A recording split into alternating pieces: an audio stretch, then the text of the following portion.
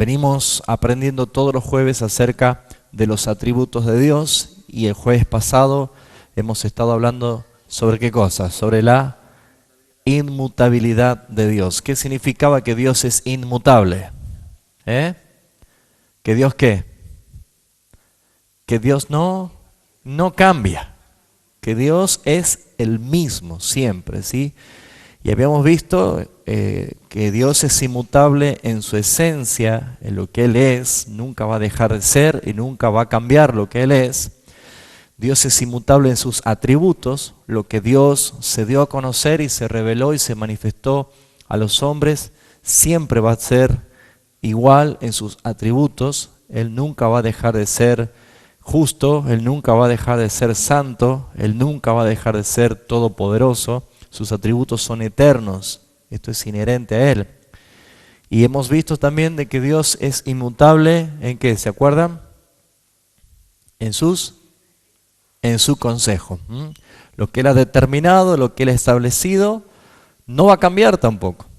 Entonces hemos estado viendo entre ya 7 atributos que hemos venido estudiando a través de estos días y espero que realmente nos permita a nosotros alcanzar mayor madurez, conocer el Dios que adoramos.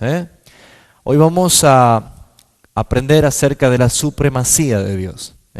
Es muy lindo también este atributo de Dios, es extraordinariamente grande, porque hablar de la supremacía, de acuerdo a la definición del diccionario, es grado supremo o superioridad de jerarquía o preeminencia, ¿sí?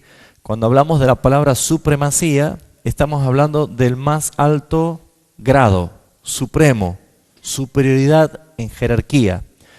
Por eso es que se habla también del Dios Altísimo. Él es el Altísimo, ¿sí?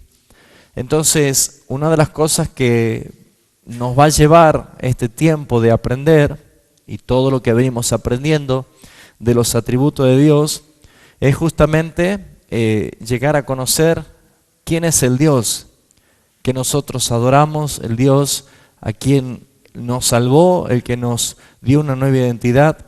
Entonces, el atributo de la supremacía de Dios, de la jerarquía más alta que puede haber, es Él es el Altísimo, Supremo, lleva implícita muchos versículos bíblicos que hacen referencia a que nuestro Dios es el más grande, ¿sí? El más supremo de todo. Ahora, conociendo hoy la supremacía de Dios, sí o sí tiene que cambiar en usted la actitud hacia Él, porque cuando uno no conoce el Dios que adoramos y obviamente no conoce la supremacía de Dios, uno trata a Dios con nuestro propio criterio. Entonces nosotros muchas veces hemos hecho un culto de adoración, de entrega, de sacrificio al Dios que no lo conocemos. Por lo tanto, no le damos la honra debida a su nombre, no le adoramos como Él demanda, no obedecemos con la dimensión de la demanda de la obediencia que Él tiene o que Él pide, simplemente porque no conocemos quién es el supremo Dios a quien nosotros adoramos. Pero quiero comenzar con una introducción y he notado en una profecía, la última, expresada por Jesucristo en Mateo capítulo 24, quisiera que vayamos a Mateo capítulo 24 y vamos a conocer de esas profecías de las señales antes del fin, que no es el tema que voy a hablar, solamente voy a extraer algunos versículos como introducción, lo que realmente podemos ver que está sucediendo en este tiempo, ¿sí? En el capítulo 24 de Mateo encontramos un versículo clave para el tiempo que vivimos, el versículo 12. Mateo capítulo 24, versículo 12, dice claramente: y por haberse multiplicado la maldad, el amor de muchos se enfriará. Jesús estaba hablando y profetizando acerca de tiempos finales y no podemos negar que esos días han llegado. Y hablar de que el amor de muchos se está enfriando también es una realidad. Hablar de que la maldad ha aumentado, ha ido de tal grado que ya no hay límites para la maldad, también no podemos nosotros negar que esto está sucediendo en este tiempo. Todos los días es una constante provocación a Dios. Pero me ponía a pensar, y no me gustaba para nada el hecho de pensar, de decir, si yo fuera uno de los tantos que me llegara a enfriar por causa de la maldad, qué tristeza sería. Ustedes también deberían pensar qué pasaría si yo me enfrío en este tiempo. Pero encontraba la palabra muchos se enfriarán. No dice todos, dice el amor de muchos se enfriará. Y pensar en esto ya es complicado. Pero paradójicamente, como si fuera que hay una oposición o una contraposición de dos versículos, no porque la Biblia se contradiga, mucho menos por la boca del Señor Jesucristo, encuentro en el versículo 13 que dice, mas el que persevera hasta el fin, este será salvo. Y saben ustedes que perseverar hasta el fin es la actitud de alguien que resistió todo lo contrario, hasta alcanzar a sacar fuerzas pareciera donde no lo tiene, para llegar hasta el final.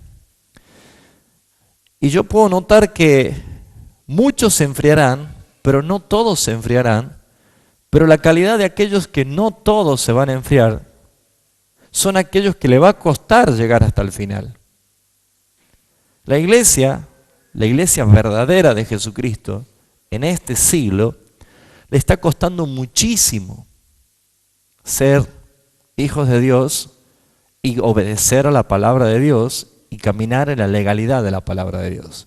Le está costando muchísimo. Muchos que pertenecían o que estaban dentro de la institución de la iglesia se han dejado enfriar por la maldad y por tantas cosas que han sucedido y muchos se quedaron en camino. Pero encontramos que hay quienes Jesús dijo que van a perseverar hasta el final. Y ustedes se van a dar cuenta que esto es un desafío de sacar fuerzas y pasión y entrega total sabiendo que ya está al final. No sé si a ustedes les pasó alguna vez, pero creo que todos hicimos en la escuela secundaria o en la primaria la materia de educación física. Y por lo general en esas clases de educación física a veces, o no todos los alumnos están preparados o entrenados físicamente para desarrollar o rendir exámenes así, ¿no? Y suele suceder que cuando alguien no está acostumbrado a hacer educación física o no tiene una vida, una disciplina deportiva exacta, después de someterse a un examen vienen con dolores de su abdomen por hacer abdominales que no estaban acostumbrados, o por correr una carrera con cronometrada, corre de tal manera que termina hasta descompuesto, le baja la presión, pasan tantas cosas, ¿no? A mí me pasó en algún momento.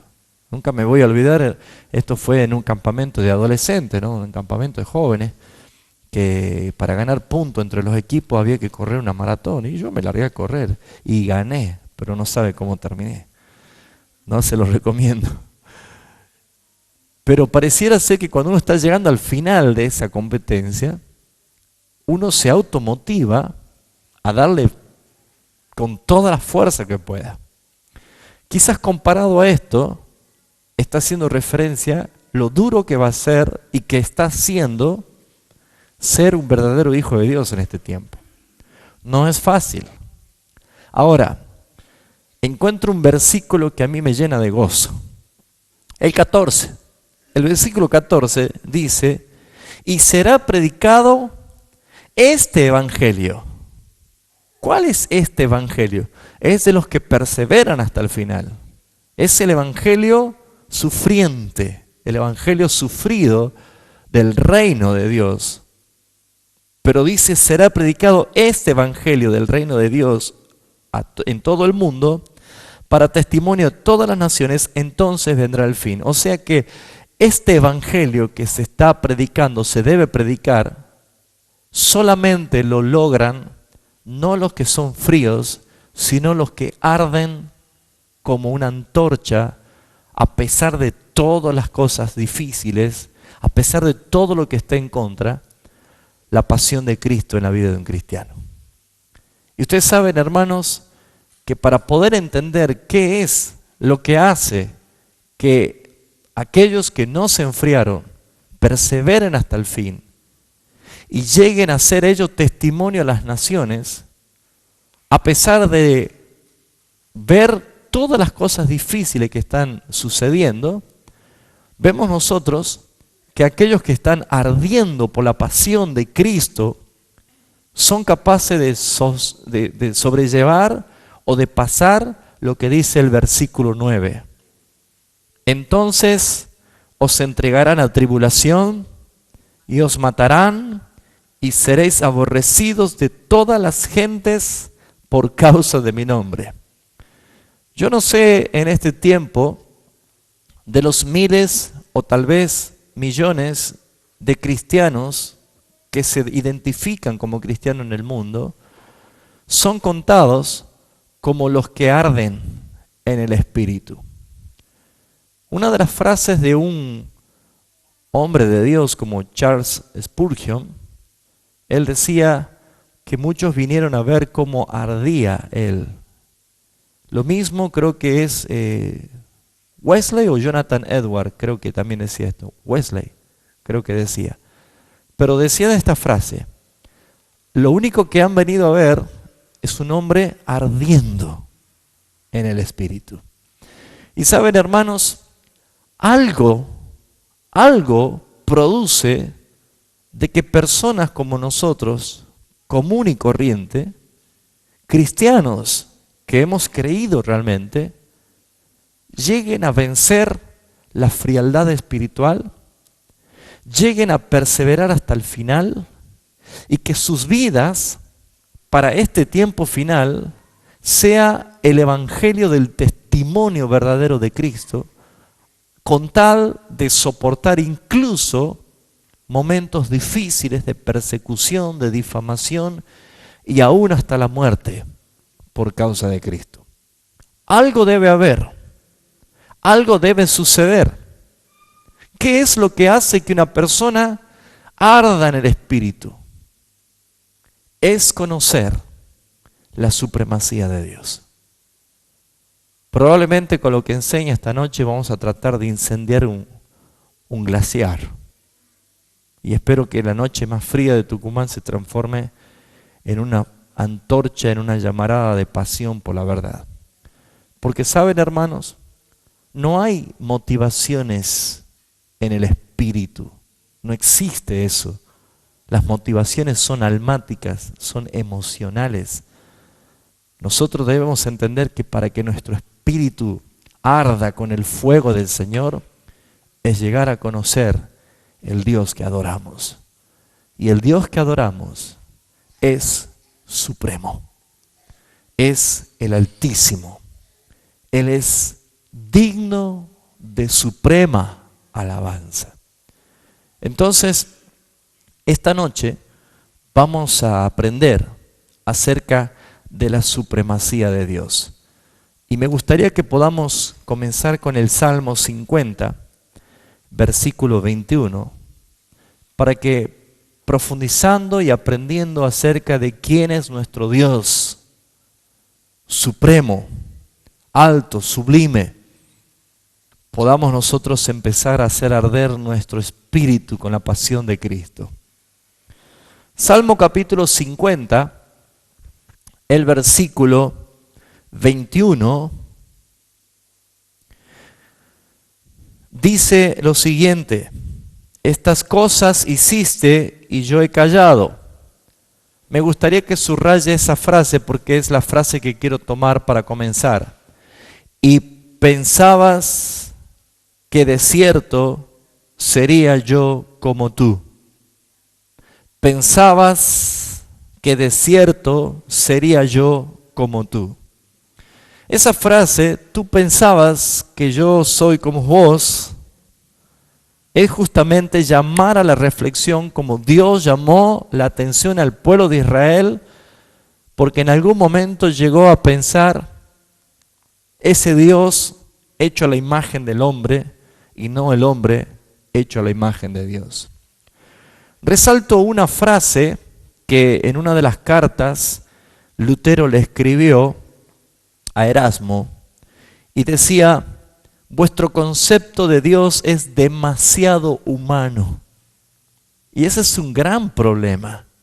Ese es el problema más fuerte del siglo XXI. La iglesia cristiana tiene un concepto de Dios demasiado humano. Y el problema no es de Dios, sino es que el hombre, con la mente natural, con una mente no regenerada, ha hecho de Dios una imagen demasiado humana. Por esta razón, nosotros debemos tener en claro que en la actualidad la iglesia cristiana, conocida como evangélica, puede haber crecido mucho en el mundo. Se ha expandido, y no hay duda, en muchos lugares el evangelio según el evangelista o según los evangélicos. Porque hay evangelios según la Escritura, pero está el evangelio según los evangélicos. Y hoy en día muchas personas acuden a las iglesias que son conocidas más bien como organizaciones o como instituciones más que como un cuerpo. Acuden en una manera mucha gente, grande de magnitudes, porque el mensaje que se está predicando hoy es ofrecer a un Dios demasiado humano, demasiado relativo. Y saben, hermanos, encontramos que por más incontable de gente que sea que profese ser hijo de Dios,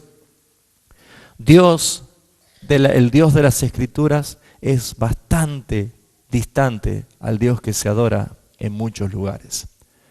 Conocer la supremacía de Dios es una necesidad. Vemos en esta frase que Dios dice: ¿pensabas en verdad que yo sería como tú? Y encontramos nosotros de que hay cosas que no podemos nosotros en verdad entenderla con nuestra mente natural. Dios nos ha dado del Espíritu, de su Espíritu, para que nosotros vivamos una vida espiritual y por la fe lleguemos a conocer a este Dios, a nuestro Dios, al Dios alto y supremo. Pero se han llenado de cosas que en verdad han traído muchas complicaciones. Entonces hoy podemos ver nosotros que la iglesia cristiana ha llegado a tener una imagen del Dios que decimos que es todopoderoso, que es milagroso, que es grande, pero resulta ser que en el momento de la realidad no tienen fe en el Dios que adoran. Si alguien está pasando realmente una necesidad, no acuden a Dios, acuden a las cosas o a las herramientas naturales de este mundo. Por eso van a ver que muchas personas invocan el nombre de Dios, pero terminan haciendo otras cosas. Y esas cosas son evidencia de que no creen en el Dios Todopoderoso. Si la palabra de Dios dice que el que ha sido engendrado por Dios, el diablo no les toca, ¿cómo es posible que hay muchas personas que le tienen más miedo al diablo y a sus demonios que a cualquier otra cosa? Los que han sido renacidos por el Señor deben entender que el omnipotente Dios es el que nos tiene en el hueco de su mano y, como dijo Jesús, nadie las arrebatará de las manos del Padre. Entonces, si entendemos esta realidad, si podemos nosotros empezar a convencernos de verdad y podemos llegar a decir: ¿es en verdad el Dios que adoramos el Dios verdadero? ¿Es en verdad el Dios a quien nosotros decimos que nos salvó, el Dios que se revela en la Escritura? Saben, hermanos, muchas veces nosotros nos hemos llevado a expresar el Dios que nosotros lo hemos imaginado. Me viene a mente un versículo que es uno de los tantos mandamientos que la ley de Dios se manifestó en el monte Sinaí, cuando Moisés recibió las tablas de los mandamientos. Y justamente el segundo mandamiento dice, no te harás imágenes ni ninguna semejanza de lo que hay en los cielos, ni en la tierra, ni debajo de ella, ni le adorarás, ni te postrarás. Yo, Jehová Dios, lo dice, porque Él es un Dios fuerte y celoso. Ahora, fíjense ustedes, la palabra hacer imágenes, muchas veces nosotros hemos apuntado siempre a un sector de la cristiandad, conocida como la Iglesia Romana, que ha creado imágenes de yeso, de madera, de mármol, y las han puesto para veneración. Pero la palabra imagen viene de la palabra imaginación. Nosotros imaginamos el Dios que nosotros creemos y lo transformamos en la imagen. Quizás no lo hacemos con obra de artífices con las manos, pero nosotros tenemos en nuestra mente un concepto de Dios que no es original. Y estamos empezando a conocer, de acuerdo a los atributos de Dios, el verdadero Dios que la Escritura dice y cómo Él se ha revelado. Por eso dice el Salmo 50:21, dice, ¿pensabas de cierto que yo era como tú? En otras palabras, el Señor está diciendo, la imagen que vos tenés de mí es totalmente contraria. Si esto muchas veces nos ofende a nosotros, ¿sí? Muchas veces alguien puede decir, sabe que esa persona es soberbia. Esa persona es arrogante, no quiere hablar con nadie. Y esa persona que escucha que lo que se dice, que es soberbia, dice, pero ¿qué clase de imagen te hiciste de mí? Yo no soy esa persona, no me conoces. Si me conociera, no dirías esto de mí. Cualquier persona que tiene una imagen distorsionada de usted y que no es genuino, usted podría decir con toda legalidad, es que no me conocen. Bueno, justamente, Dios, nuestro Dios, el Dios que se reveló, que se manifestó a través de la Escritura, por muchos llamados hijos de Dios en el siglo XXI, no le conocen. Por eso hablar del atributo de la supremacía de Dios, que es el tema que hoy estamos desarrollando, es muy importante porque yo debo eliminar la imagen de Dios que yo tengo en mi mente conforme a lo que yo he entendido y empezar a conocer el Dios verdadero que la Escritura se revela. Entonces, ¿qué podemos hablar acerca de el Dios soberano, del Dios supremo? Si podemos ver nosotros que dice la Escritura que los idólatras no entrarán en el reino de los cielos, deberíamos entender, amados hermanos, que formar yo una imagen que no es correcta de Dios y adorar a ese Dios que no es correcto, yo estoy haciendo un falso Dios del Dios verdadero. Cuando el año pasado, no, creo que fue a principio de este año, o bien comenzamos este año, hemos enseñado acerca de los nombres de Dios. ¿Se acuerdan? ¿Fue este año? Sí, principio de este año, ¿no? Bueno, habíamos enseñado acerca de los nombres de Dios. Y nosotros tenemos en nuestro lenguaje el decir todo el tiempo Dios, pero Él tiene un nombre. El nombre de Él es Jehová o Yahweh, que significa yo soy el que soy o soy el que quiero ser. Por una cuestión cultural, nosotros no estamos acostumbrados a decirle Yahweh o Yahvé o Jehová. Simplemente nosotros decimos Dios. Bueno, hasta hace poco se lo decía a Dios a Maradona, por ejemplo, ¿sí? Probablemente dentro de un par de años más a otro jugador de fútbol como Messi le puedan decir Dios también.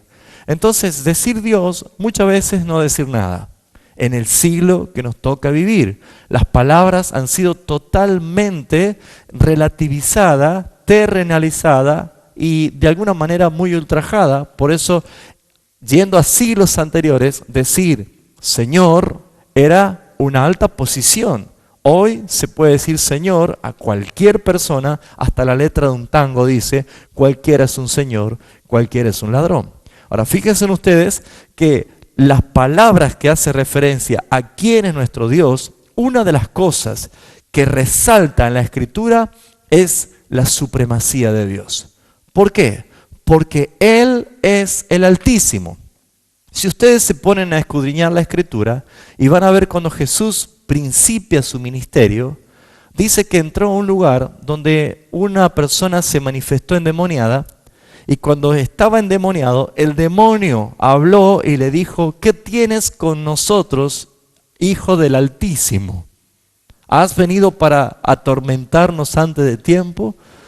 Y él le mandó a callar y lo reprendió para que se vaya. ¿Por qué? Porque hasta los demonios reconocían que él era el Hijo del Altísimo. Él es Dios. Ahora, fíjense ustedes, si encontramos en la Escritura referencia de que Él es supremo, que Él es en la jerarquía más alta, que Él es el Dios verdadero, hoy deberíamos empezar a conocer qué demanda y qué exige el Dios verdadero. Amén. Por eso le estoy diciendo a ustedes que esta noche la intención es hacer incendiar un glaciar.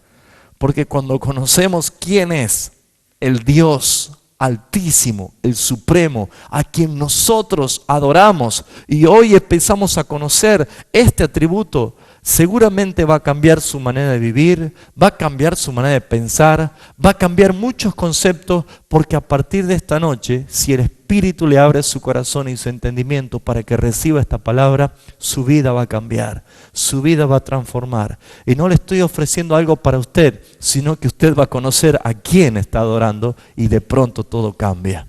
¿Me está entendiendo? Lo primero que vamos a ver esta noche es la supremacía absoluta y universal de Dios. La supremacía absoluta y universal de Dios. Vamos a ir al Salmo, capítulo 2.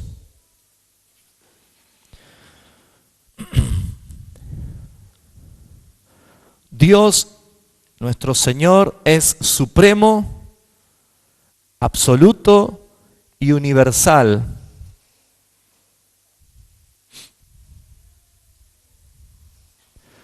El Salmo capítulo 2 dice: ¿por qué se amotinan las gentes y los pueblos piensan cosas vanas? Se levantarán los reyes de la tierra y príncipes consultarán unidos ¿contra quién? Dice. Todo el mundo, las naciones enteras se van a levantar en guerra contra Jehová y contra su ungido, diciendo: rompamos sus ligaduras. Dice: y echemos de nosotros sus cuerdas. Pero ¿qué dice el versículo 4? El que mora, ¿en dónde? En los cielos, está diciendo la altura de su majestad, se reirá, el Señor se burlará de ellos. Esta expresión solamente va acorde a un Dios supremo, el más alto. Por más que todos los habitantes de la tierra y todos los seres angelicales espirituales se unan en contra de Dios, Dios se reirá y se burlará de ellos. Nunca es una amenaza, nunca es un problema. Dios no tiene guerra ni problema con nadie. ¿Se está entendiendo? Satanás, como muchas veces se lo ha presentado como el enemigo directo de Dios, eso es una burla, eso es una herejía. Satanás no es problema para Dios. No es problema. Dios no tiene rivales. Dios no tiene rivales. Eso es supremo en todas las cosas, absoluto en todo el universo. Satanás era un problema para el hombre no regenerado. Pero desde que Cristo venció en la cruz del Calvario, y como dice Hebreos 2:14, que en su carne derrotó y destruyó al que tenía el poder de la muerte, esto es a Satanás, quiere decir que para nosotros, los hijos de Dios, los que hemos sido engendrados por Dios, Juan dice, el diablo no les toca, Satanás no es un problema para nosotros. Porque según entiendo, el apóstol Pablo revela que la cabeza de Satanás está puesta bajo los pies de la iglesia, ¿sí o no? O sea que tampoco Satanás es un problema para la iglesia. El problema más grande de cada uno es uno mismo. Ten cuidado de ti mismo, dice la palabra. Ten cuidado de ti mismo.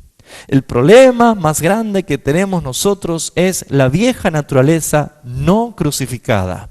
Por lo tanto, debemos entender nosotros de que en esto de la supremacía de Dios encontramos que nuestro Dios, nuestro altísimo Dios, no tiene rivales. Me gustaría que en la supremacía absoluta de Dios podamos ver lo que dice Primera de Crónicas, capítulo 19.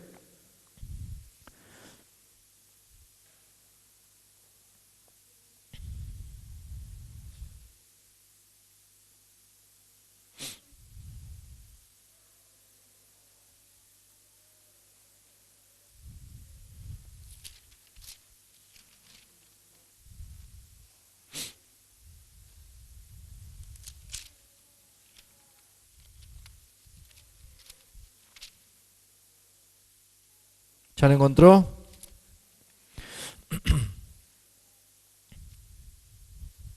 Primera de Crónicas, capítulo 19. Dice el versículo 12. Y dijo, y si los sirios fueran más fuertes que yo, tú me ayudarás, y si los amonitas fueran más fuertes que tú, yo te ayudaré. Esfuérzate y esforcémonos por nuestro pueblo, por las ciudades de nuestro Dios, y Jehová haga lo que bien le parezca. Reconocer que nosotros debemos alentarnos en medio de los problemas. Si alguien es más fuerte que yo, tú me ayudarás. Si alguien es más fuerte que tú, yo te ayudaré. Pero entre nosotros sepamos que el poderoso, el altísimo, el que tiene la autoridad es Dios. Él está por encima de todas las cosas. Y esto para nosotros es muy importante, entender que nuestro Dios es grande. Segunda de Crónica, capítulo 20, versículo 6.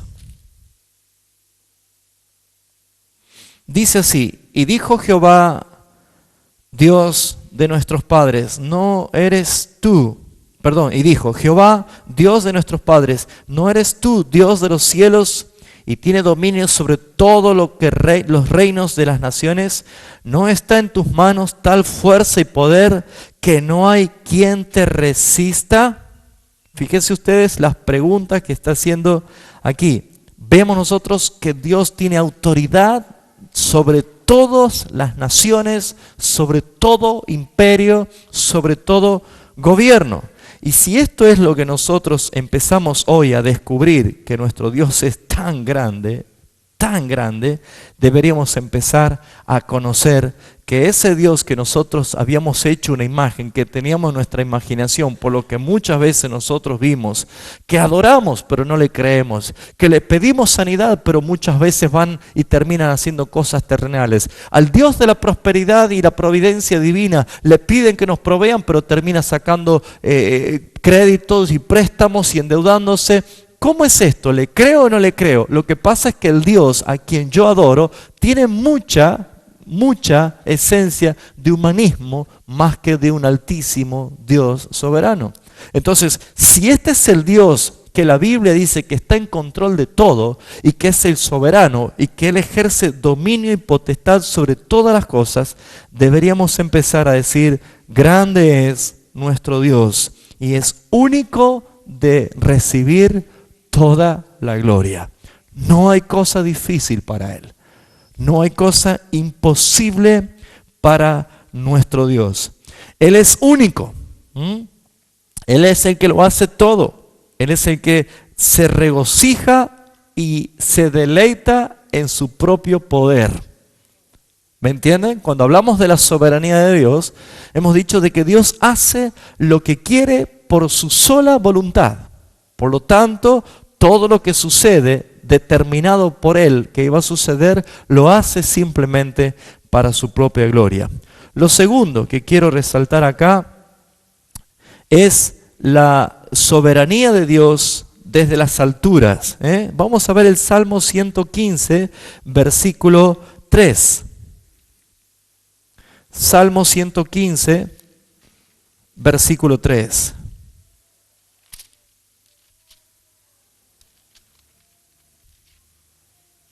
¿Ya lo encontró? Dice, nuestro Dios está en los cielos y todo lo que quiso ha hecho. Nuestro Dios está en los cielos. No habla ese versículo haciendo referencia a la separación intocable, a la separación que no podemos llegar. No, está hablando de la supremacía. ¿sí? Porque Dios está en los cielos, Dios está en la tierra, Dios está en las profundidades, Dios está en el abismo del mar, Dios está en las altas montañas, Dios está en todo lugar.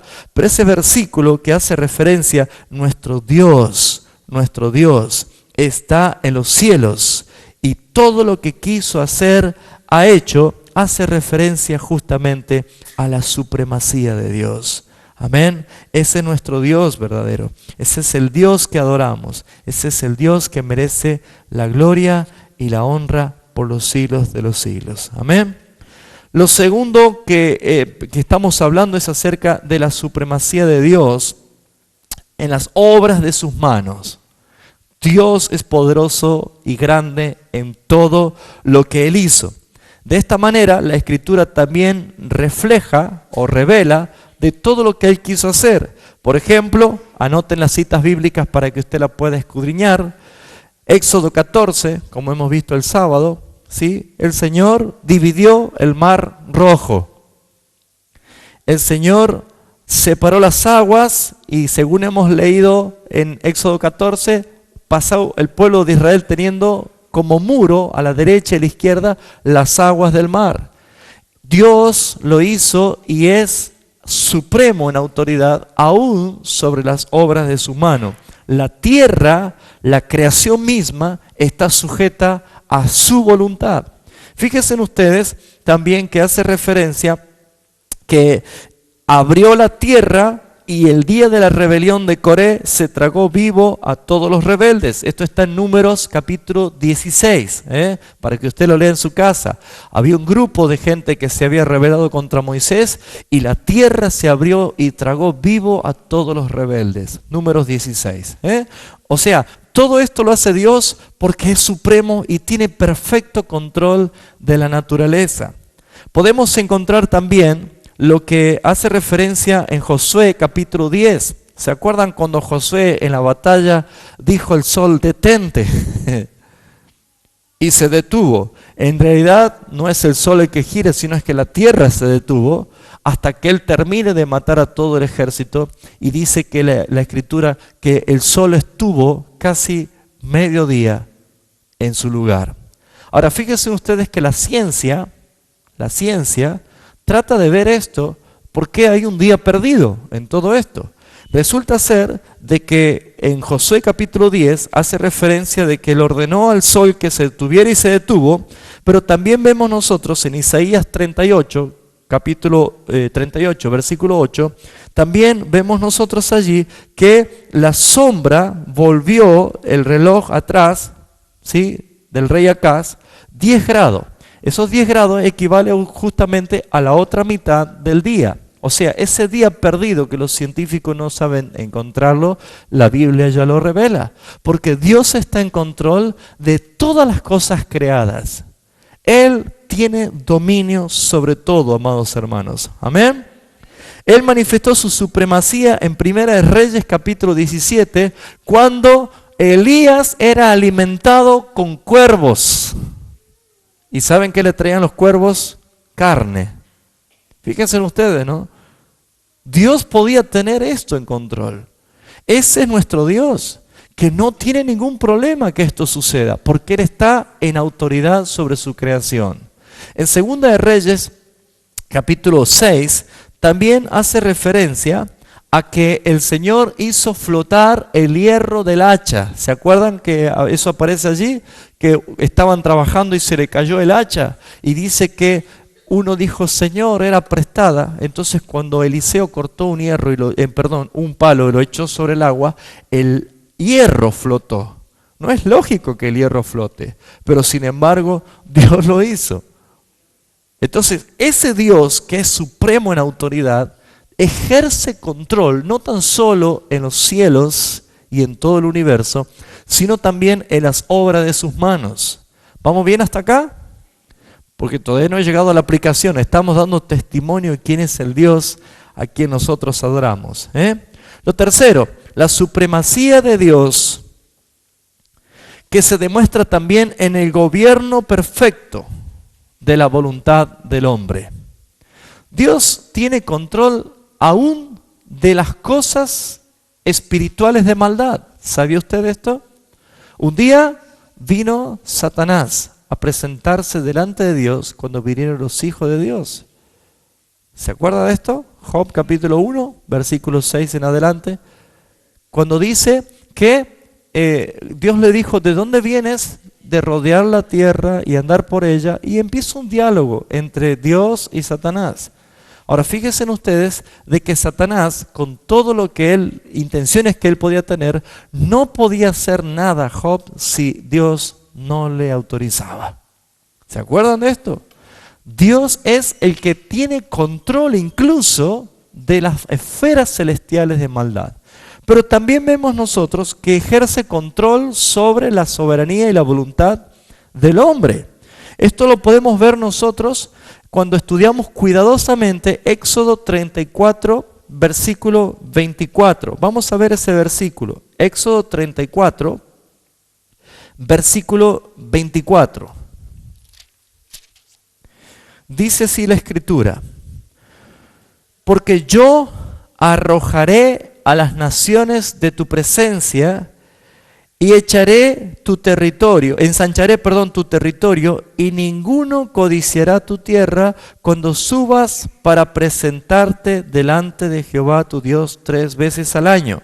Había una costumbre que llevaba el pueblo de Israel adelante, que era una costumbre marcada por la ley, de que 3 veces al año todos los varones debían subir a adorar a Dios a un lugar donde ellos eran intrusos sobre esa tierra.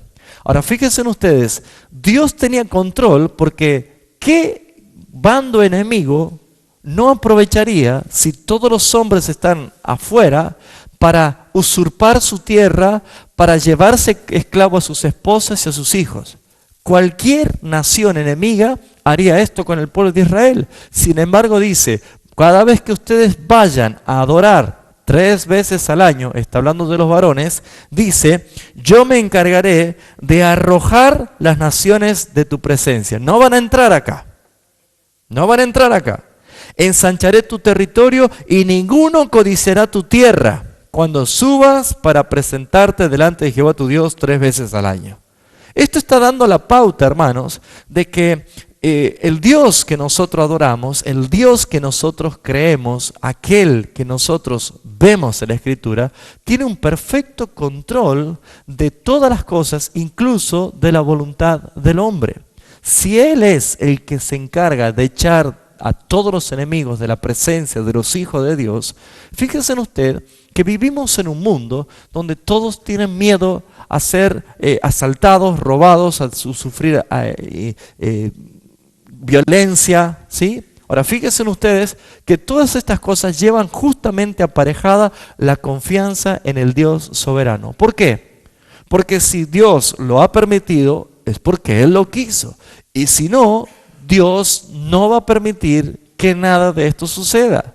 Porque todo pasa por la soberanía de Dios. ¿Me está entendiendo?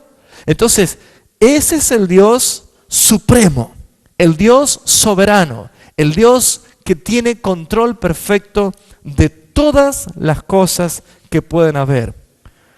La mano del Señor, del Dios Todopoderoso, no ha dejado de tener su efectividad.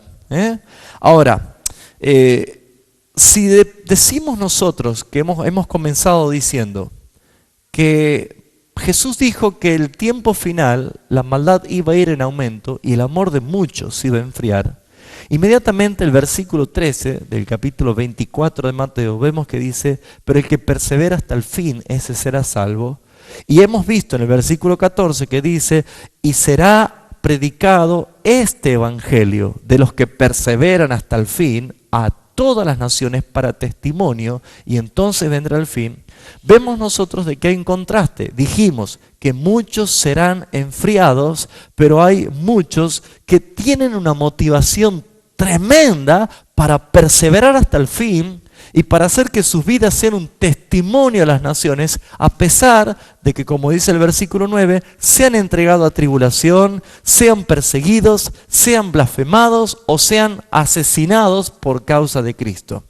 Esto está hablando Jesús profetizado para este tiempo.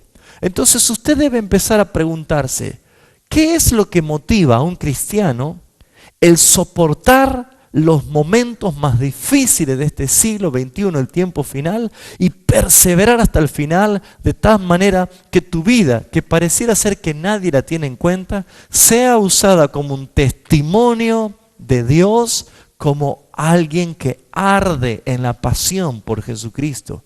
Esas personas son las que han conocido al Dios que adoran, la supremacía de Dios. Él es el Dios eterno y soberano. Ahora, ¿qué motiva a Dios a hacer todas estas cosas? ¿Por qué lo hace Dios? Dios está en los cielos, nosotros estamos aquí en la tierra. La palabra de Dios dice que así como son tan altos los cielos de la tierra, así son sus pensamientos y así son sus caminos. No hay manera.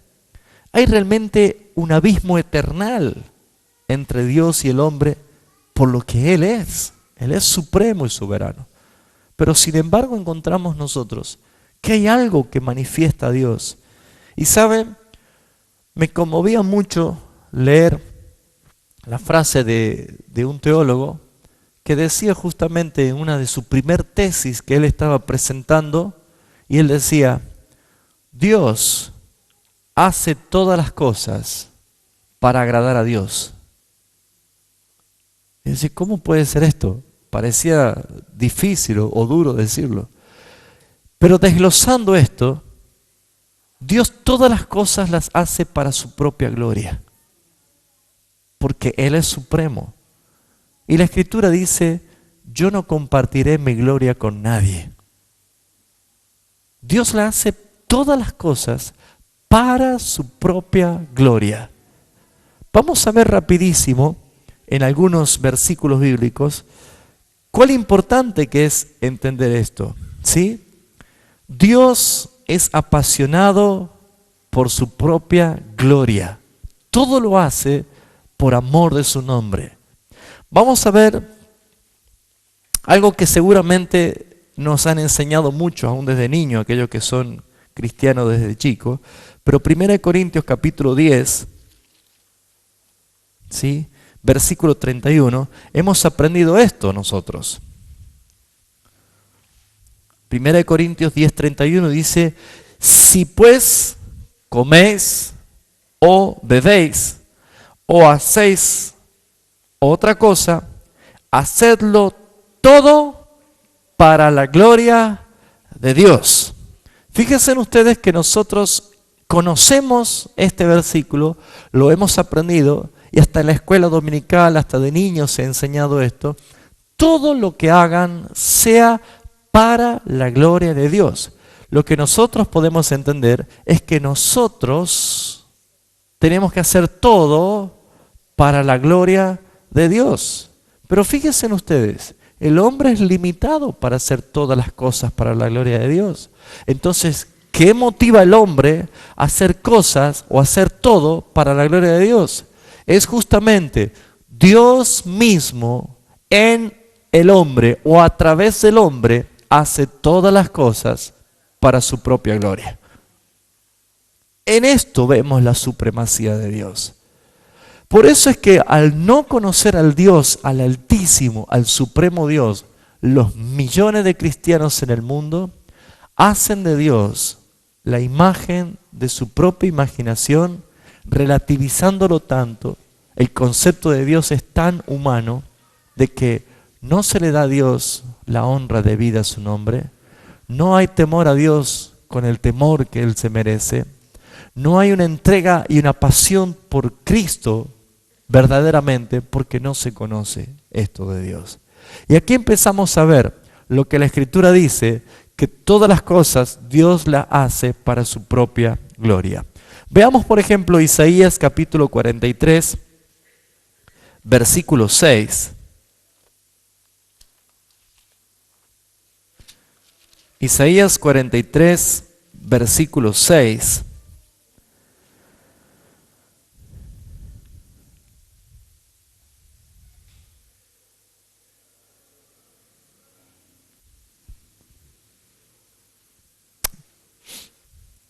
¿Ya lo encontró?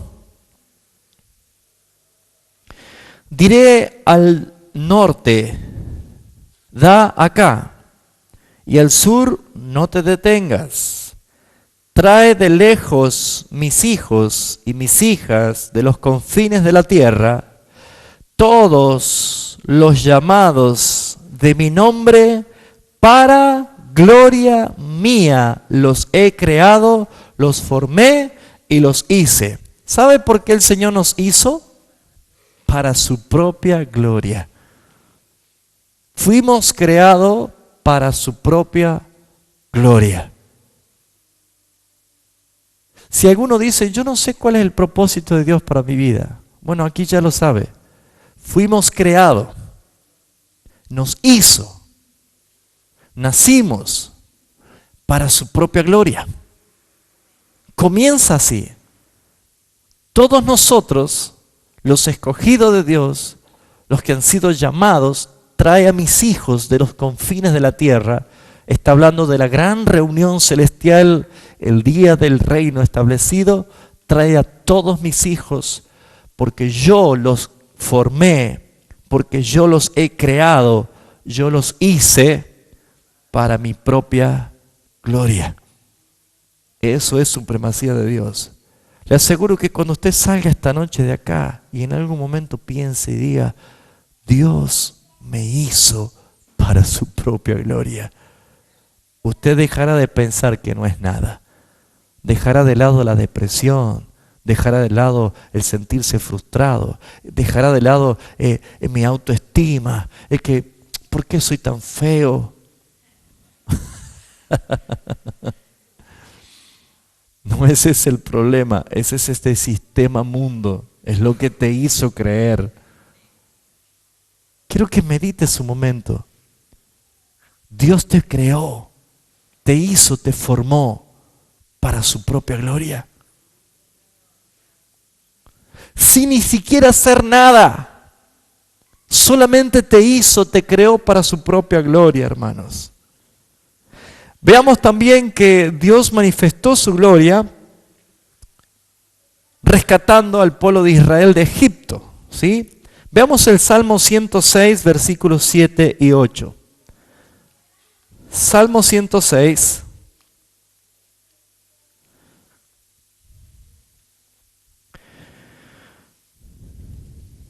Versículos 7 y 8. Dice, nuestros padres en Egipto no entendieron tus maravillas, no se acordaron de la muchedumbre de tus misericordias, sino que se rebelaron junto al mar, el mar rojo. ¿Se acuerdan esto? Pero Él, hablando del Altísimo, del Supremo, los salvó por amor de su nombre y para hacer notorio su poder. Cada vez que usted lea por amor de su nombre, está haciendo referencia exactamente para su propia gloria. ¿Sabe por qué el Señor nos creó? Para su gloria. ¿Sabe por qué el Señor nos salvó? Sacándolo de la esclavitud de Egipto a nosotros, para su propia gloria. ¿Era porque éramos merecedores? No. ¿Por qué lo hizo entonces? Para su propia gloria. Amén. Muy bien, Isaías capítulo 48, versículo 9. ¿Qué encontramos en este versículo? Isaías capítulo 48, versículo 9. Dios también tiene misericordia de su pueblo en el desierto para su propia gloria. Dice así, por amor de mi nombre, diferiré o frenaré o aplacaré mi ira, para alabanza mía la reprimí para no destruirte. He aquí, te he purificado, no como a plata, te he escogido en horno de aflicción. Dice, para mí, por amor de mí mismo lo haré, para que no sea amancillado mi nombre, manchado, ensuciado mi nombre, y mi honra o mi gloria no la daré a otro. Glorioso. Entonces, Dios me creó para su propia gloria. Dios me salvó para su propia gloria. Pero también Dios frenó su ira. Dios no mostró su ira, mostró misericordia por su propia gloria. Pero fíjese lo que dice, versículo 11. ¿Sabe por qué? Vamos a parafrasear un poquito. ¿Sabe por qué te salvó el Señor a ti y a mí? ¿Sabe por qué nos regeneró? ¿Sabe por qué lo hizo Dios? ¿Porque nos amaba? No, dice, por amor de mí mismo, dice.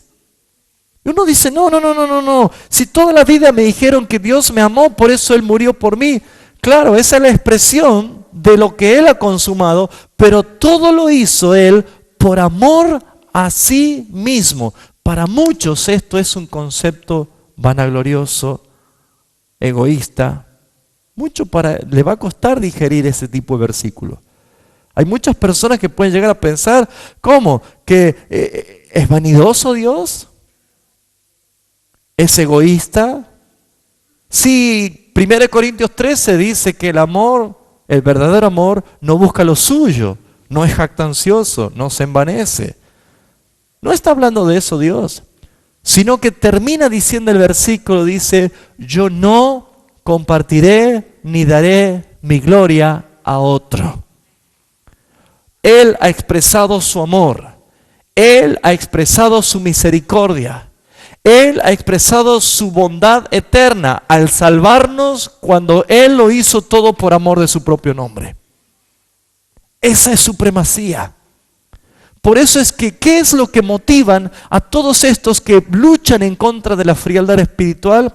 Perseveran hasta el fin y que son los que van a llevar el verdadero evangelio del reino de Dios hasta que venga el fin. Los que entienden, hermanos, que todo lo que sucede, sea bueno, sea malo, todo lo que existe, todo lo que sucede, lo hace Dios para su propia gloria. Amén. ¿Pensabas que yo era como tú? Dice la palabra. Has humanizado a Dios. El concepto de Dios es muy humano, es muy terrenal, el que muchos tienen. Por eso es que a muchos lo tienen a Dios como el genio de la lámpara. Y te pido. El genio de la lámpara para que me dé los deseos de mi corazón. Pero cuando entendemos que Él es glorificado y que hemos sido llamados, creados, formados, salvados, perdonados para su propia gloria, empieza a cambiar todo. Ahora, Jesús vino a este mundo, Él se encarnó, Él tomó un cuerpo de carne y hueso, vivió en este mundo, padeció en este mundo y murió en este mundo para la gloria de Dios. Lo hizo Él. Veamos lo que dice Romanos capítulo 15. Romanos capítulo 15, versículo 8 y 9. Pues os digo que Cristo Jesús vino a ser siervo de la circuncisión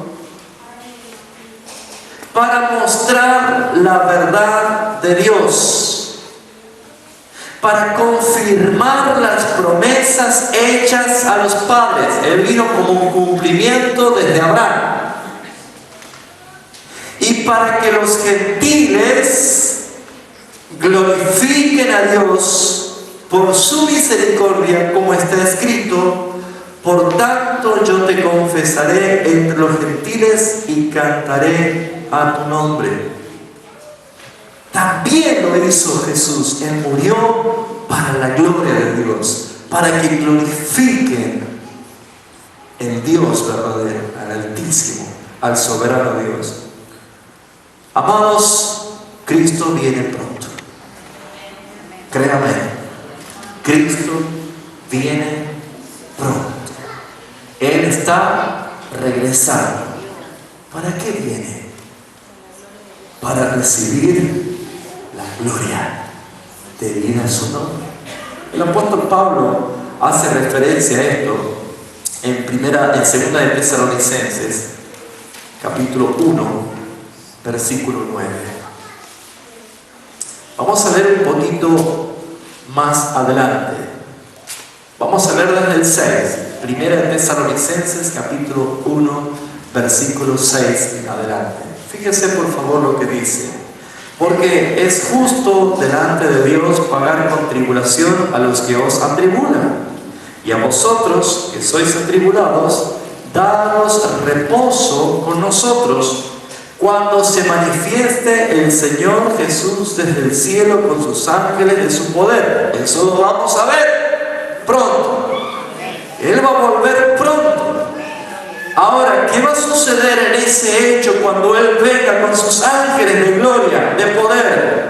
Dice el versículo 8, en llamas de fuego, para dar retribución a los que no conocieron a Dios ni obedecen al Evangelio de nuestro Señor Jesucristo, los cuales sufrirán pena de eterna perdición, excluidos de la presencia del Señor y de la gloria de su poder, cuando venga en aquel día para ser glorificado. Aleluya.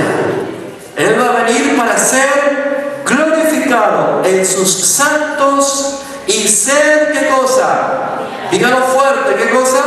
Admirado en todos los que creyeron, por cuanto nuestro testimonio ha sido creído entre vosotros. Yo espero ese día con todo mi corazón. Porque si Él nos creó para su propia gloria, si Él nos salvó para su propia gloria, si Él aplacó su vida para su propia gloria, si Él se encarnó y cumplió con la obediencia del Padre, muriendo en la cruz para la gloria del Padre, vemos que no es inconcluso. Viene nuestro Señor, viene el Altísimo, viene el Supremo, aquel que el Padre lo exaltó hasta lo sumo y le dio un nombre que es por sobre todo nombre. Cuando venga Él, se cumplirá que toda rodilla se postrará y toda lengua confesará que Jesucristo es el Señor, incluso la de Satanás. Se tendrá que postrar toda rodilla. Él regirá con vara de hierro, porque saben los soldados no se quieren doblegar. ¿Qué va a pasar con sus rodillas para que se postre? La vara de hierro. ¡Pah! ¿Cómo quiere postrarse usted? ¿Reconociendo su soberanía y supremacía o con la vara de hierro? Regirá con vara de hierro, dice. Pero Él viene para dar un justo juicio a los rebeldes, a los desobedientes, a los que no conocieron y quisieron conocer la verdad del Señor. Pero me gusta tanto el versículo 10. Cuando venga en aquel día, glorioso aquel día, para ser glorificado en sus santos. Hermanos, por favor, reaccione un poquito esta noche, haga calentar el ambiente de esta noche fría. Viene Cristo a ser glorificado entre su pueblo, viene a ser glorificado entre sus santos, viene a ser admirado. Eso es nuestra esperanza, es lo que nosotros debemos entender. ¿Por qué? Estos que pasando tribulaciones, pasando difamaciones, pasando todo tipo de males, incluso algunos hasta la muerte por causa de su nombre, esos son los que perseveran hasta el final. Y dice Jesús, cuando este evangelio del reino, no es evangelio del reino que se predica hoy, prosperidad, éxito, triunfalismo, humanismo puro, ese no es evangelio del reino. El evangelio del reino es que cuando más estás sufriendo por causa de Cristo, cuando te estás dejando solos a uno de tu propia casa, cuando te sentís abandonado, cuando tus fuerzas parece que se debilitan, pero decís, mi Dios es supremo, mi Dios es altísimo, y por amor de su nombre y para la gloria de su nombre, yo voy a seguir hasta el final, la cosa cambia. Él es glorificado entre sus santos, Él es admirado entre sus escogidos. Cristo viene pronto, amados hermanos. Cristo viene pronto. Amén. ¿Cuánto glorifican al Señor? Aleluya. Debemos magnificar a Dios. ¿Saben? Seguramente usted va a entender esto, ¿no? Porque usted sabe que hay microscopio y telescopio. Las dos magnifican. El microscopio magnifica algo minúsculo, pequeñito, una partícula. La magnifica cuando uno la ve. Hace grande. ¿Sí? Ahora, el telescopio también magnifica. Por ejemplo, ustedes habrán visto las estrellas, ¿no? Noches de enamorados. Qué lindas las estrellas, ¿no? Pero cuando alguien se detiene a observar con un telescopio, ese puntito brilloso, que hasta hay cancioncita, brilla, brilla, estrellita, ¿no? Y uno se pone con el telescopio, ¡epa! Ese puntito es más grande que la Tierra. Es inmensamente grande. ¿Sí o no? Magnifica el telescopio. Ahora, yo agarro una partícula y la pongo en un microscopio, también la magnifica. Ustedes vieron que una bacteria la podemos ver como un monstruo, ¿no? Pero es una bacteria. Ahora, nosotros debemos magnificar a Dios, pero con vista de telescopio, no con vista de microscopio. Por años, la teología se encargó de estudiarlo a Dios como si fuera en un microscopio. Debemos escudriñar la palabra. No estoy en contra del estudio, al contrario, soy aquellos que incitan a que estudien. Pero magnifiquen a Dios con la grandeza que Él es. Para muchos Dios puede ser tan pequeñito como una estrella, pero cuando empiezan a escudriñar con la magnificencia de un telescopio, no es un puntito lumínico nuestro Dios, es más grande de lo que te imaginas, hermano. Es inmensamente grande, extraordinariamente grande. La mente humana no puede llegar a comprobar lo que Él es. ¿Pensabas que yo era como tú? ¿Pensabas que yo era como tú? ¿Por qué se cree que Dios dio la orden diciendo: no les permito que ninguno se haga imagen de ninguna semejanza para que la adore? Porque ningún ser humano puede imaginar la grandeza del Dios infinito. Ese es nuestro Dios al que nosotros adoramos. La motivación puede ser una herramienta para activar el alma, las emociones, pero la convicción del Espíritu hace que uno persevere hasta el final, porque es Dios supremo, grande, extraordinariamente, hermanos. Les aseguro que si usted medita en esto, les aseguro que si usted empieza a recibir esto, va a empezar a vivir con esta realidad. Vamos a empezar a aplicar. Decirle que está lo tuyo, sentate bien, ponete el cinturón de seguridad. Queda claro aquí lo que dice la palabra de... Hemos leído panorámicamente, pero muchísimos versículos hablan del Altísimo Dios soberano. Muchísimos. ¿Sí? Ahora, hemos dicho que nosotros hemos creado el Dios de acuerdo a nuestra manera, a lo que nosotros hemos entendido de Dios o lo que hemos conocido. ¿Cómo podemos aplicar la supremacía de Dios? La Escritura habla de que busquemos primeramente el reino de Dios. Lo primero.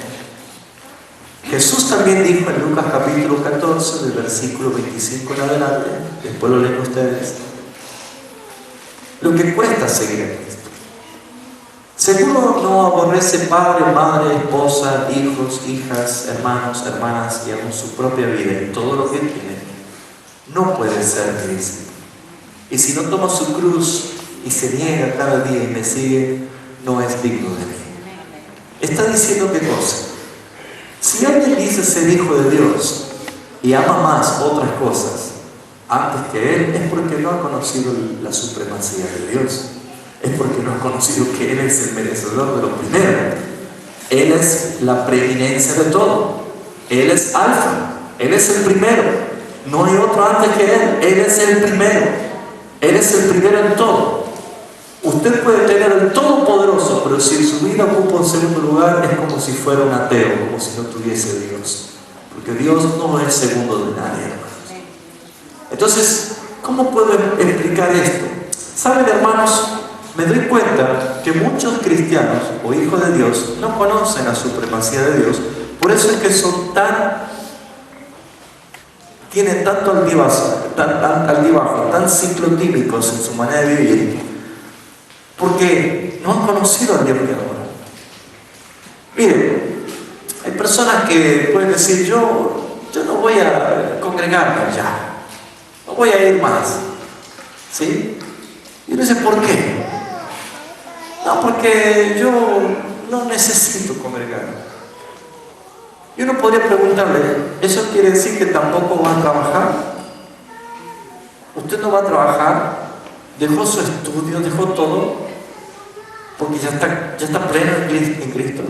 Sin embargo, una persona va a ser fiel en su trabajo, pero es infiel para con Dios.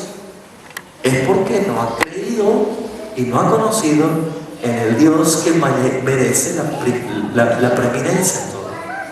Fíjense ustedes, hay personas que dicen, no me alcanza, yo no puedo dar mi diezmo, no puedo dar mi ofrenda, no me alcanza.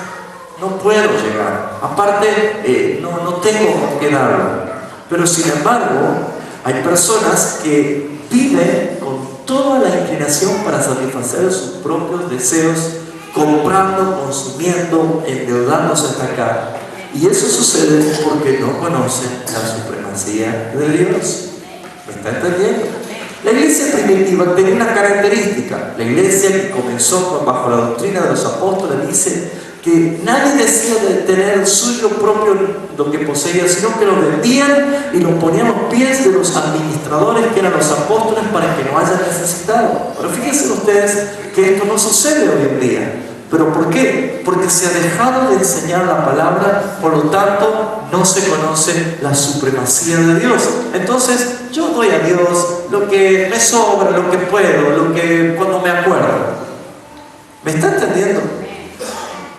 ¿Cuántos de ustedes trabajan con dependencia? ¿Ustedes faltan cuando quieren al trabajo? ¿Qué pasa si un día no van al trabajo? ¿Qué tienen que hacer? Porque están enfermos, justificar.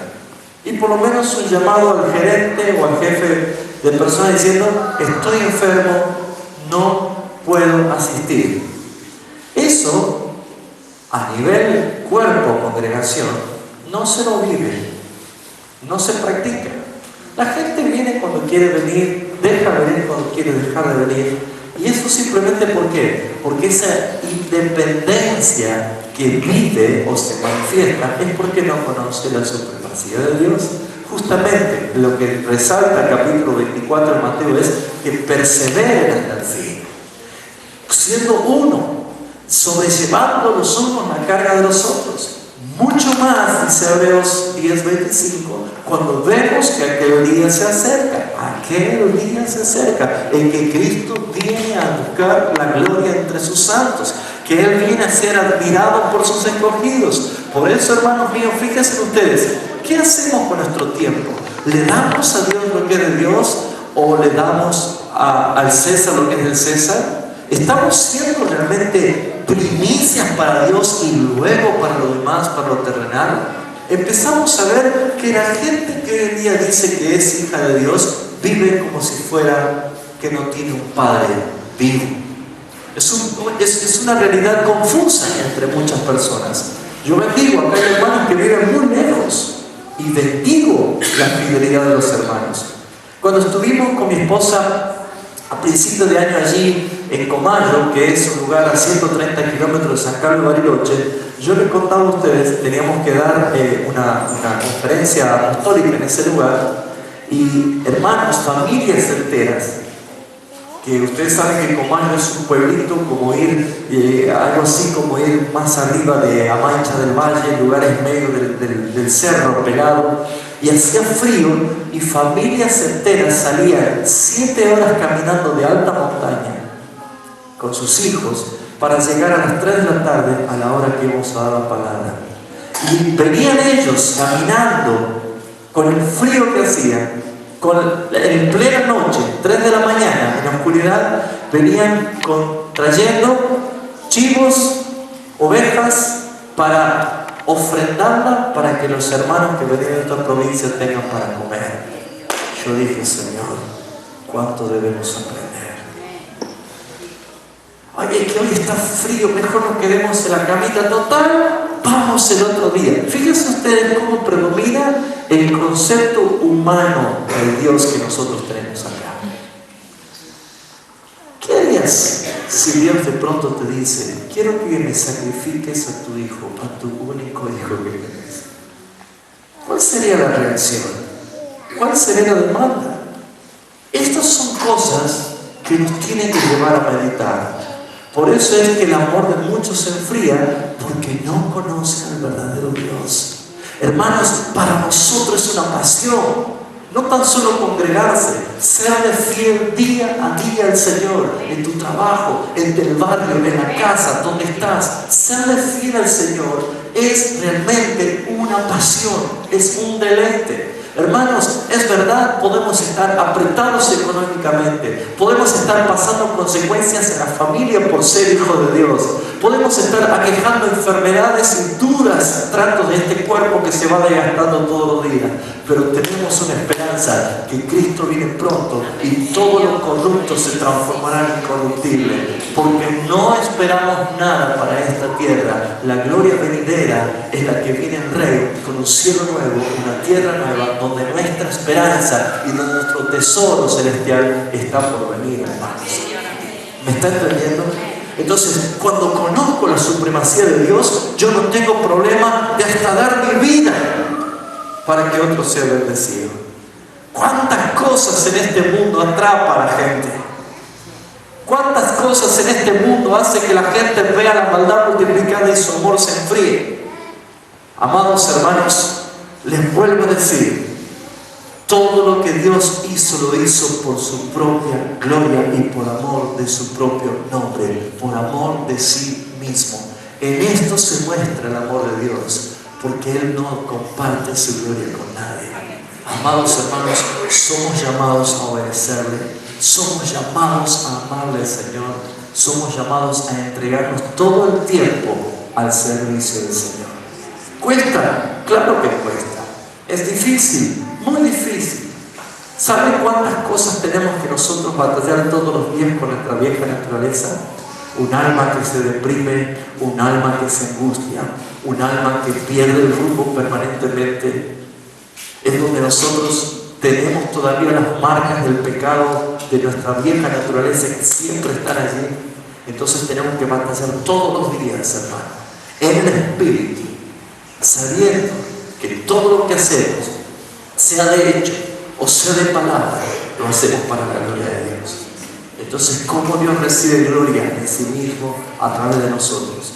Hay una frase muy linda: Dios es glorificado en sí mismo cuando nosotros nos sentimos satisfechos de Dios. ¿Me entienden? Dios se glorifica a sí mismo cuando nosotros nos sentimos satisfechos de Dios. Y esto lo dice el apóstol Pablo en Colosenses capítulo 2, versículo 9. En Él habita toda la plenitud de la deidad y ustedes ya están completos en Él. Ustedes ya están satisfechos en Él. Bástate mi gracia, porque mi poder se perfecciona en la debilidad.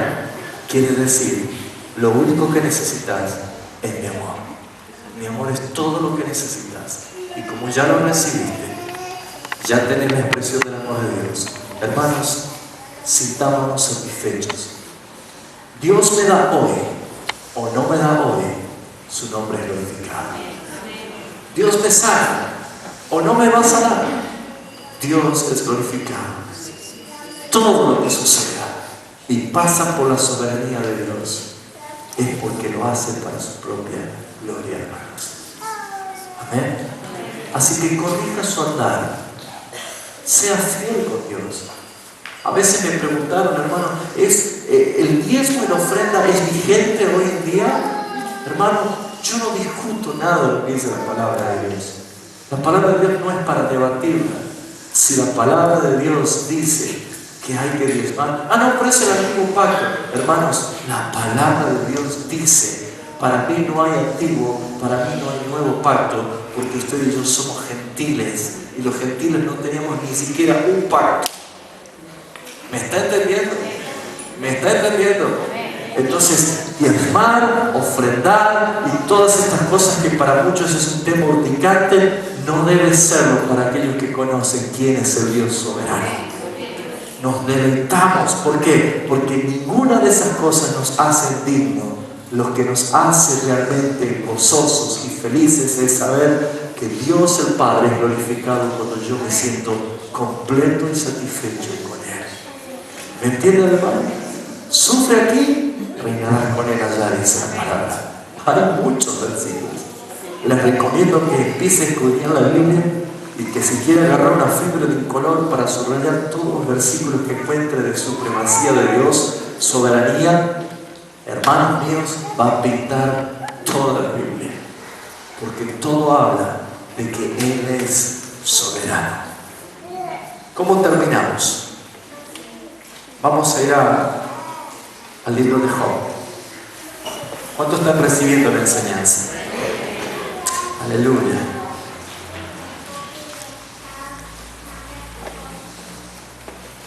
Gloria a tu nombre, Jesús.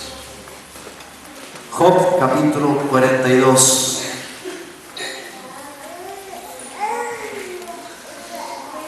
Allí en Job va a encontrar versículos también cuando Dios dialoga con Job o lo reprende a Job y le dice: ¿dónde estabas tú cuando yo estaba formando la tierra? Él es el creador, hermanos. Él es el mismo. Vamos a terminar con Job capítulo 42.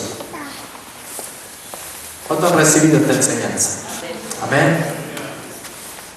Su glaciar empezó a arder, empezó a incendiarse con fuego el glaciar que estaba frío. Les recomiendo que se encienda de la pasión por Cristo. ¿Cómo me gustaría que no sea Charles Spurgeon el único que diga: toda esta gente viene a ver un hombre ardiendo en la pasión por Cristo? ¿Cómo me gustaría que se empiece a ver en tu vida también, ardiendo por la pasión de Cristo? No hay pero, no hay limitaciones, no hay no puedo. Todo lo puedo en Cristo que me fortalece. Amén. Capítulo 42. Job. Respondió Job a Jehová y dijo: yo conozco que todo lo puedes y que no hay pensamiento que se esconda de ti. ¿Quién es el que oscurece el consejo sin entendimiento? Por tanto, yo hablaba lo que no entendía, cosas demasiado maravillosas para mí. Yo no comprendía.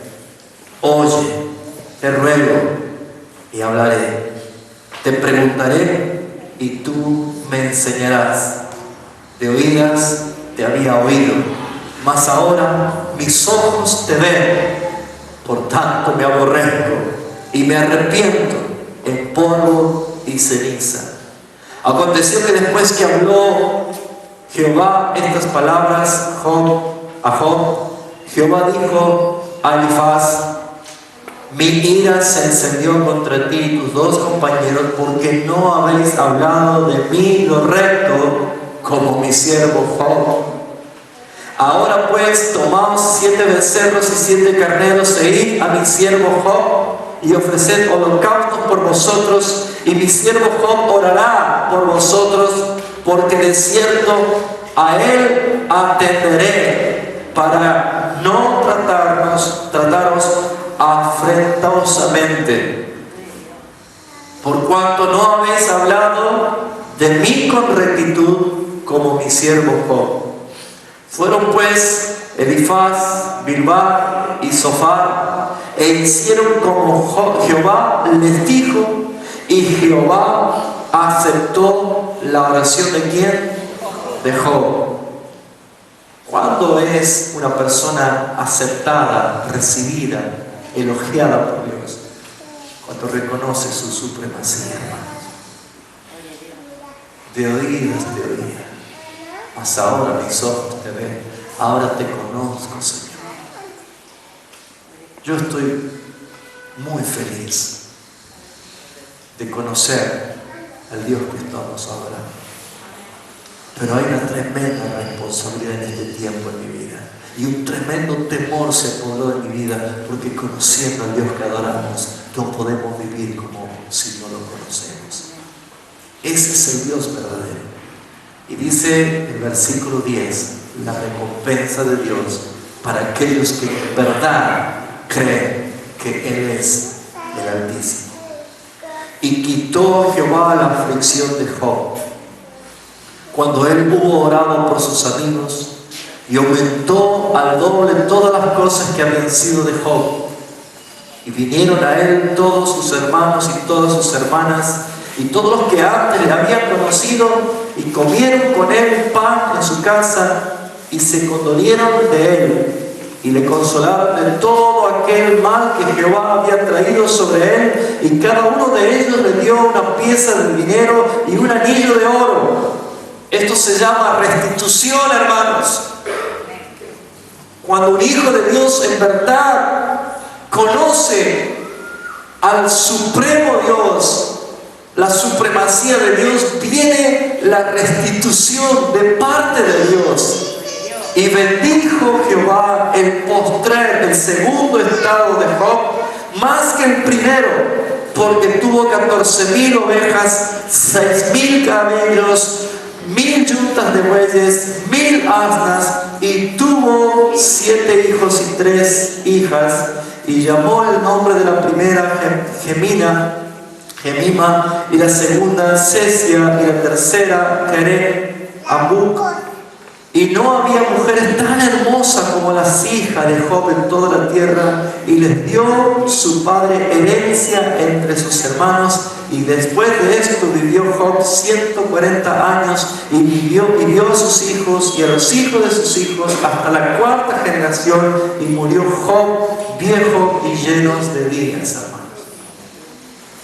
Si podemos cerrar el concepto de la enseñanza de hoy, en verdad, a mí me entusiasma muchísimo saber que el Dios que tenemos es extraordinario, es supremo, es altísimo Dios.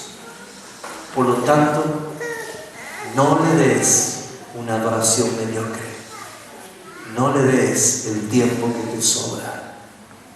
Paga lo que es de Dios y no te guardes nada, porque Él es dueño de todas las cosas. Tu pasión sea total.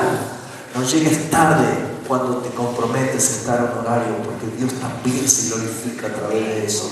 Disciplínate en tu vida diaria, corrige tu vida matrimonial, corrige tu vida sexual, corrige tu vida como padre, como madre, corrige tu vida en todos los aspectos, porque Dios se glorifica a través de tu vida. Para eso te creó, para eso te formó, para eso Él te salvó, y para eso Cristo vendrá, para que le admiremos y glorifiquemos su nombre, hermanos. ¿Lo está entendiendo? ¿Lo reciben? Haz de tu vida, como dice Pablo, procura con diligencia presentarte delante de Dios aprobado, como un obrero que no tiene de qué avergonzarse. Tienes que hacerlo, tienes que vivir de esa manera. Cada día, cuando salgas a la actividad de tu día, trabajo, facultad o lo que tengas que hacer, cuando te mires al espejo, apenas te has levantado, quiero que digas: soy creado para la gloria de Dios y debo vivir para la gloria de Dios. Amén.